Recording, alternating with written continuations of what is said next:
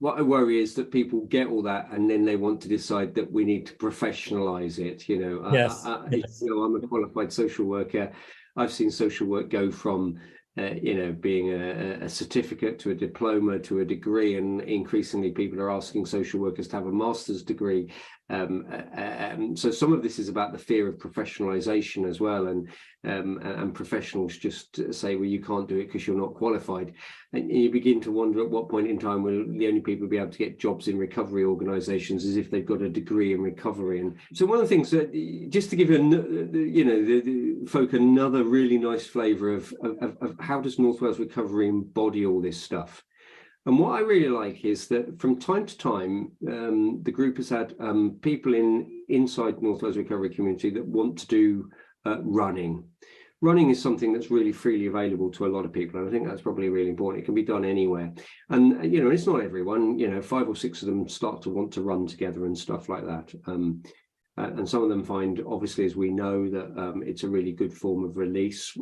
Thankfully, they don't become, where 1 or 2 people become dangerously addictive to running and become, 25-mile-a-day ultra runners who can't do anything else other than run and ruin their marriages through running. So they don't swap the inverted commas addiction from one place to the other, because you could potentially do that. Yes. But the point I really want to make is that North Wales Recovery Community once a week does its running, and it does its running at park run.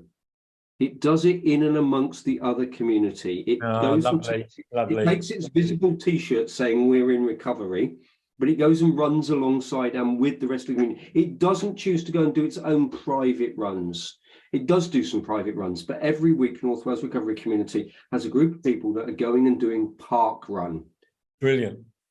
And that business about this permeability, the in and out of the community, and if every drug and alcohol agency almost in the world, if every drug and alcohol agency who had groups of people that were doing tiny bits of running, and of course in North Wales Recovery Community, of course, when we're talking about people going for a park run, we're talking about that being a combination of people who are either employed and or are residents or in the community. So when these 6 or 7 people turn up at park run, you wouldn't be able to establish, no outsider would be able to establish who works for North Wales Recovery Community, who's in the residential recovery rehab, and who's actually finished all that process and is just a member in long-term recovery in the community. That's the whole point, as you and I know.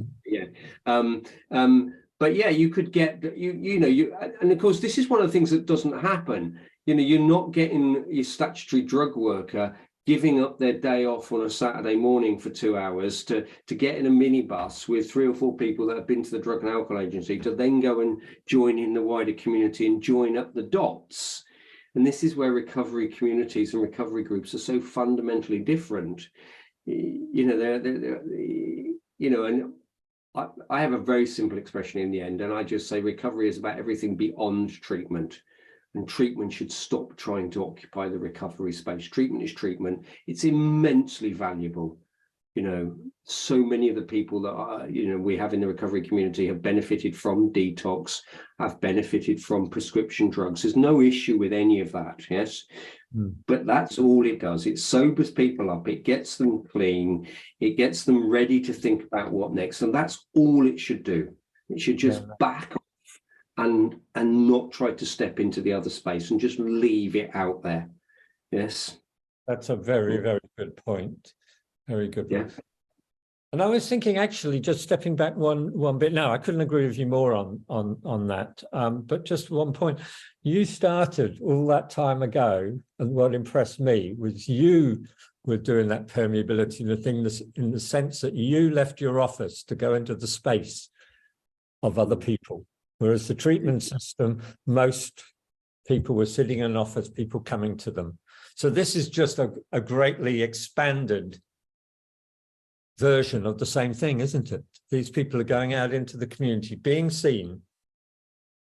Yeah, and it's been my absolute privilege. I've reached a point in time now in my own working life when I'm still just a registered qualified social worker. I don't know whether I will renew when it lapses the other side of my 60th birthday. I did do another piece of work a while ago when I was doing some clinical supervision of a very particular team, but I don't do anything anymore. The only place I get involved with is, and I love that this is the thing that I now do. I don't do anything else from that point of view.